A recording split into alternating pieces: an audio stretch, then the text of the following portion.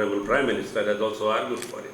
And if we actually want to decolonize history, this would be possibly something must be kept into mind. So it is high time that instead of calling him the Napoleon, possibly we start calling Napoleon as a Zorawar of Europe. That would be, but I mean, this is not the way the history goes. But let us assess our hero in our context or the context he was located. And there would be a number of examples in our history. Our history is repleted with great warriors. Why can't we compare Zorawar Singh with them?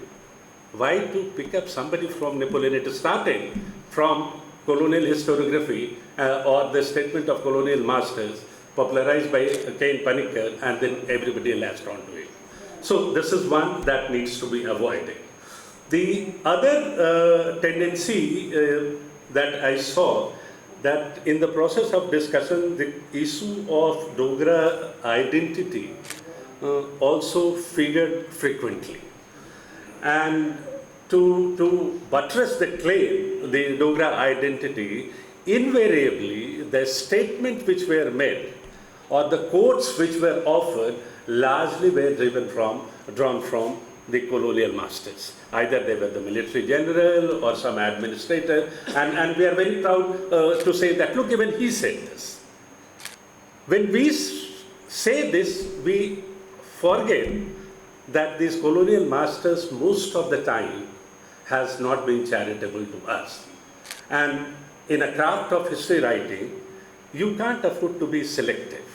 And by saying that, look, that so-and-so colonial master or colonial officer is describing Dogra as a great, what we actually do is to tend to legitimize their authority or legitimize their statement. And if we are legitimizing one, we possibly can't afford to leave the other negative one. We can't be choosies. In fact, there would be enough evidence, even within our indigenous sources, to see how valorous or how brave the Dogra warriors were.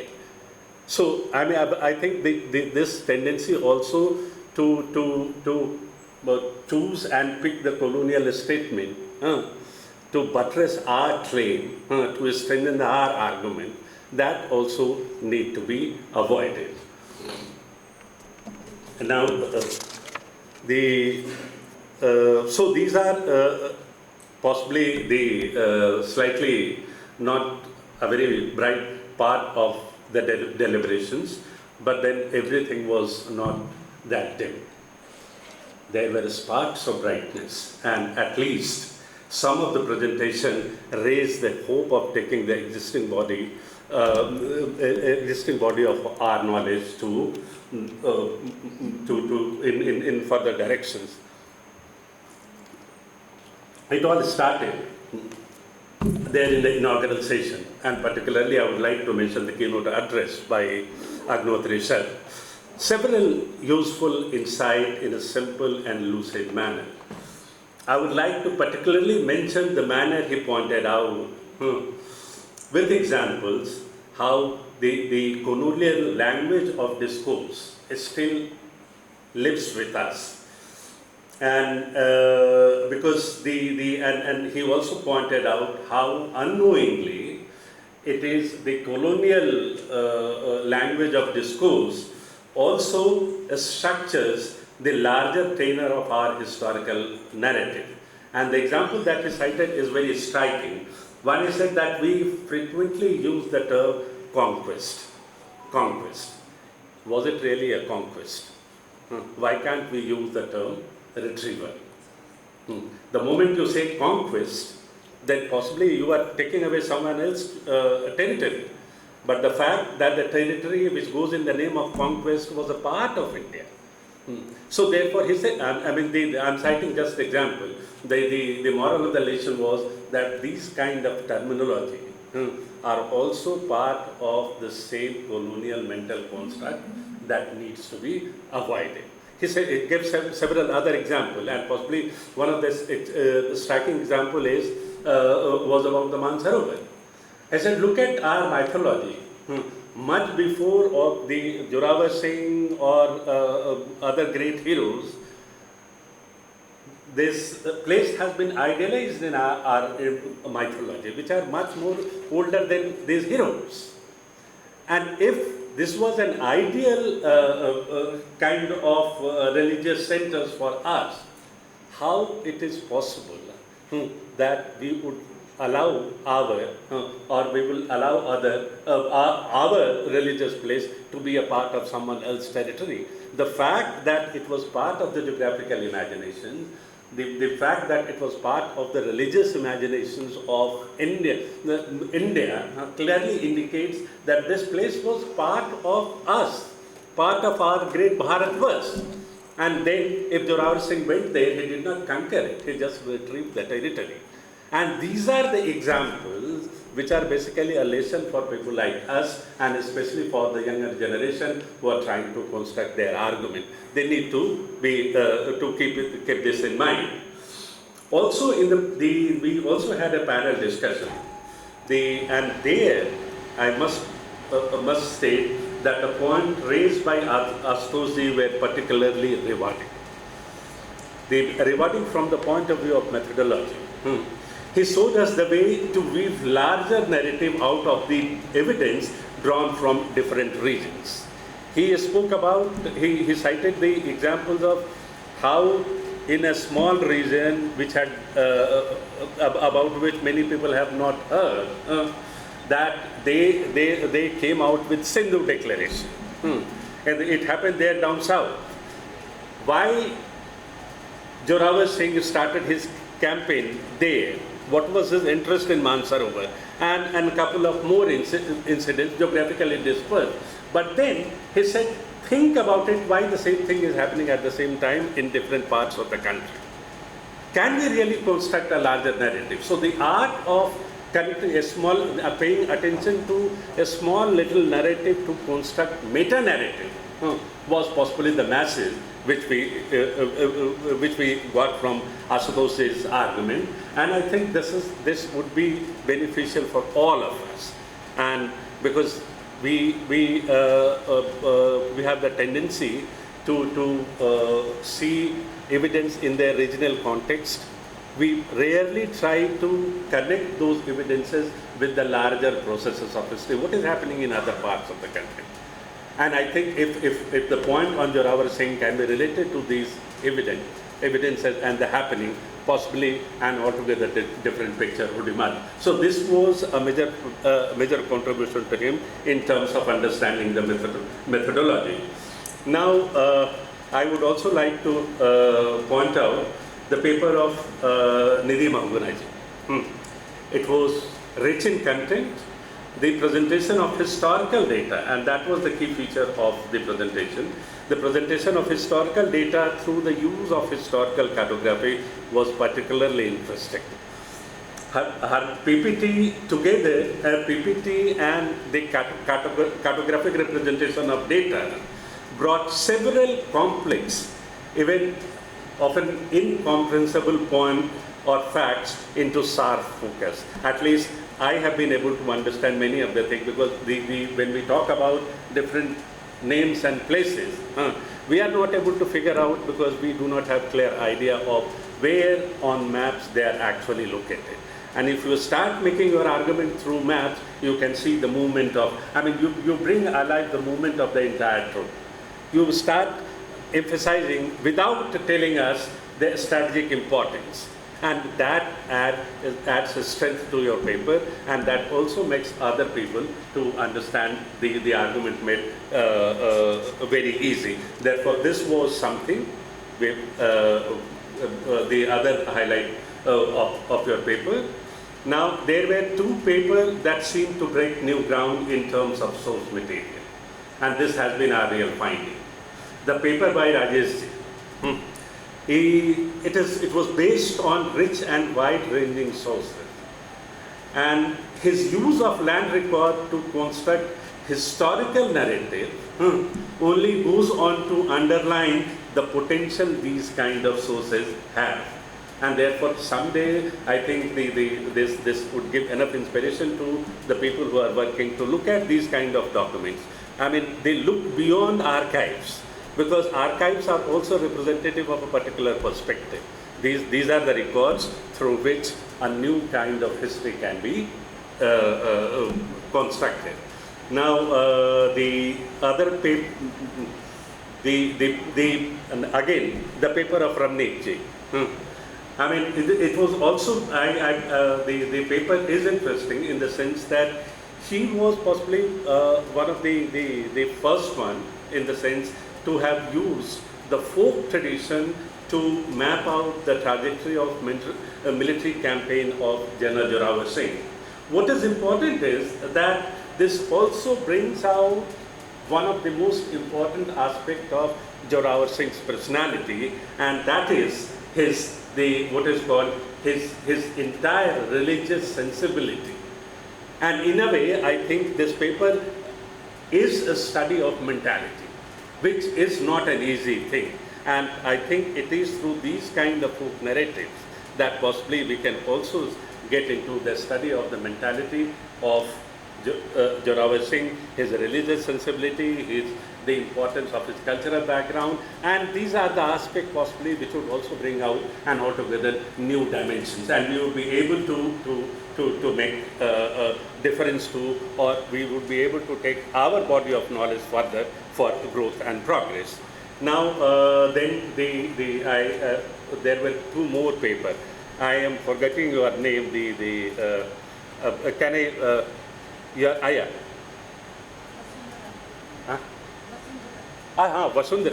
Vasundhara's paper. The mastery which is showed how to handle sources. It is not that the Vasundhara has altogether different set of sources. Most of the sources were the same which were being used by people, have been used by majority of people.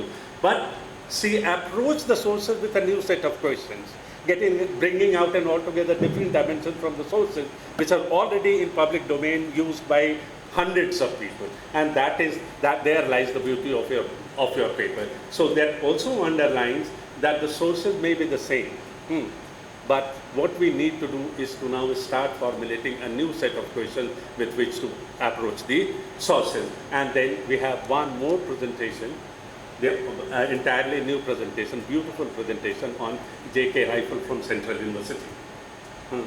Yeah, and that paper also gave us some new information on which we can build up further.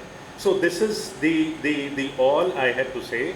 So, and when I said that some of the papers were not looking very promising, I do not want to be, I did not intend to be judgmental, but because what is important is that it indicated the engagement of almost everybody who is present here, and that included not only academicians, but also the member of civil society, my friend in olive uniform, the experts and everybody. And it is basically the combinations of these cross-section of people that history and historiography progresses.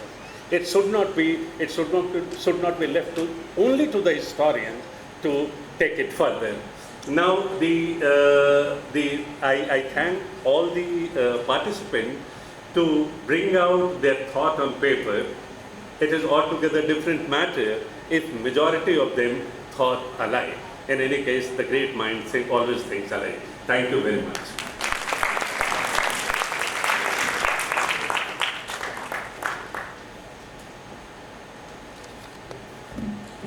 Thank you, sir, for providing us with a comprehensive feedback on the sessions conducted and the papers presented. Moving swiftly on, it is my honor to invite Captain Alok Bansal. Captain Bansal is a naval officer with 32 years of service and is currently the Director of India Foundation. Sir, I would request you to come over to the dais and present us with the valedictory address.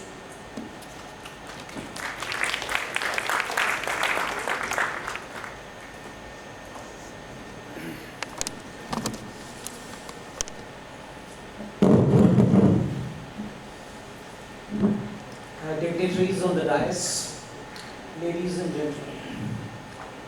At the outset, let me express my deep gratitude to Professor Suman Jambal for inviting me to this phenomenal seminar.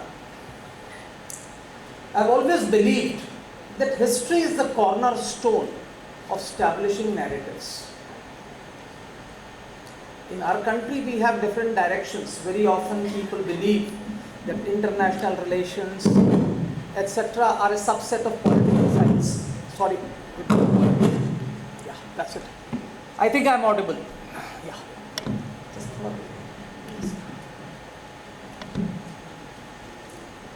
I have always believed that international relations have to be steeped in history.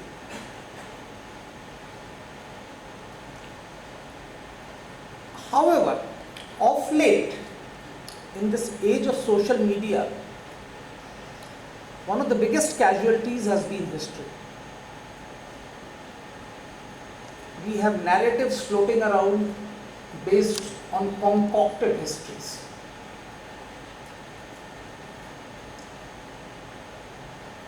I think, and to all the budding scholars who are here, I'd like to quote Daniel Patrick Moynihan, who had very categorically said that you are entitled to your opinion, but you are not entitled to your own facts.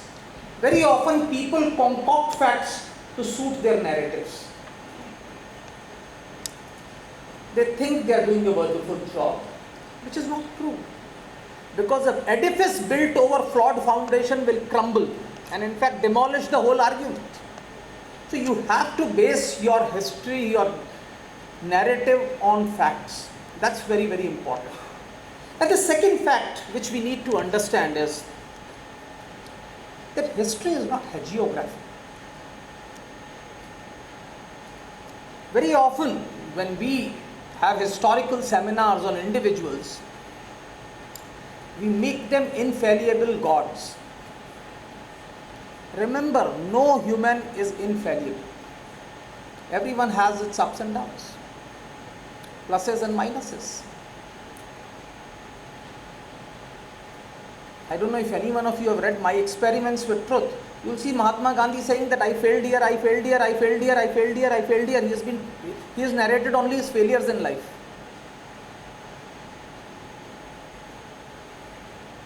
Very often lesser mortals take credit for everything. I did this, I did this, I did this, I did this. So we need to be very clear. History has to be objective. It cannot be a subjective glorification. This is very, very important. What I am trying to say has nothing to do with the subject theme. Now coming to the theme per se, I think when I started delving into Jammu and Kashmir, and I must confess I am not a historian like Professor Jambal, as she would say. I am not a practitioner, not an academic. Though I am a PhD, that's a different issue. And PhD from a university which is now much castigated, the Jawaharlal Nehru University, but that's in a different subject, international relations. I started studying and reading about Jammu and Kashmir actually from 2005 onwards, when we started working on Gilgit-Baltistan. And while reading about Gilgit-Baltistan, one was forced to see how this part came under the domain and how it became an integral part and during Maharaja Gulab Singh's time. And that is when I was exposed to the phenomenal achievements of General Zorawar Singh. And from 2005 till recently, I used to lament that if such a general was born in any other country, he would have been made a big, big hero and everybody knew. And I think in 2005 when I would study, very few people outside Jammu and Kashmir knew about General Zorawar Singh. And I think one must give credit to Jammu University, to institutions, various trusts, Maharaja Gulab Singh Trust, etc., for ensuring that at least today, large number of people know General Zorawar Singh. I think Indian Army has named its tank also as Zorawar, if you know. So last year when we had a seminar here on Maharaja Gulab Singh, I uttered a few lines of a poem which I would like to again say. एक हिंदी की कविता है जो गोपाल व्यास जी ने नेताजी सुभाष चंद्र बोस के लिए लिखी थी। मैं उसकी 4 पंक्तियां पढ़ना चाहता हूँ और फिर आऊँगा क्यों संदर्भ में कहा। उन्होंने लिखा, इसको काफ़ी लोग ट्विस्ट टर्न करके बोलते हैं, जैसे मैंने कहा ना कि आजकल नैरेटिव्स बदलते हैं, उसी तरीके से कविताएं की पंक्तियां भी बदल जाती हैं। पंक्तियां 4 हैं, इसको आजकल अधिकतर लोग 2 ही पंक्तियां पढ़ते हैं इसकी मिला के। है समय नदी की बाढ़ कि जिसमें सब बह जाया करते हैं, है समय बड़ा तूफान प्रबल पर्वत झुक जाया करते हैं, अक्सर दुनिया के लोग समय में चक्कर खाया करते हैं, लेकिन कुछ ऐसे होते हैं इतिहास बनाया करते हैं। So what the author said was that generally the humans flow with the tide. It's actually few people who create history. और पिछली बार मैंने ये कहा था कि अगर आप ढूंढेंगे इतिहास को तो आपको फिर भी कुछ ऐसे लोग मिल जाएंगे जिन्होंने इतिहास बनाया, पर ऐसे तो कोई कोई विरला होता है जिसने भूगोल बनाया। और जब हम महाराजा गुलाब सिंह की बात करते हैं तो उन्होंने इस राष्ट्र का भूगोल बनाया। आज जिस मानचित्र की हम बात करते हैं, चाहे वो जॉनसन अर्डक लाइन पे बना हो या किसी और लाइन पे बना होता, पर उस लाइन का निर्माण करने का जो श्रेय है वो महाराजा गुलाब सिंह को जाता है। पर अगर महाराजा गुलाब सिंह इस आधुनिक भारत के निर्माता थे, इसके भूगोल के भौगोलिक संरचना के निर्माता थे, तो उनका जो सबसे बड़ा योगदान था वो जनरल जोरावर सिंह का था। जनरल जोरावर सिंह के बिना ये संभव नहीं हो सकता। और इसमें फिर एक महाराजा गुलाब सिंह की बहुत बड़ी खूबी नजर आती है। देखिए, हर व्यक्ति उपयुक्त आदमी को ढूंढना उपयुक्त काम के लिए बहुत बड़ी बात है। महाराजा जनरल जोरावर सिंह ऐसा तो नहीं था कि कोई बहुत बड़े खानदान से आए थे या उनके माता पिता भी बहुत बड़े वजीर वजारत थे या कुछ थे। एक सामान्य घर में पैदा होने के बाद जिस तरीके से महाराजा गुलाब सिंह ने उनकी प्रतिभा को देखा, रियासी में रहते हुए रियासी को उनके सुपुर्द किया गया। उसके बाद जब उनकी प्रतिभा देखी गई, उनको वजीर वजारत बनाया गया किश्तवाड़, और उसके बाद तो इतिहास बनाया। आज कई बार लोग इस बात को रियलाइज नहीं करते कि what was the situation existing at that point of time. Maharaja Gulab Singh was under the suzerainty of Maharaja Ranjit Singh. He was a part of Lahore Darbar, and Kashmir had a governor directly appointed by Lahore court.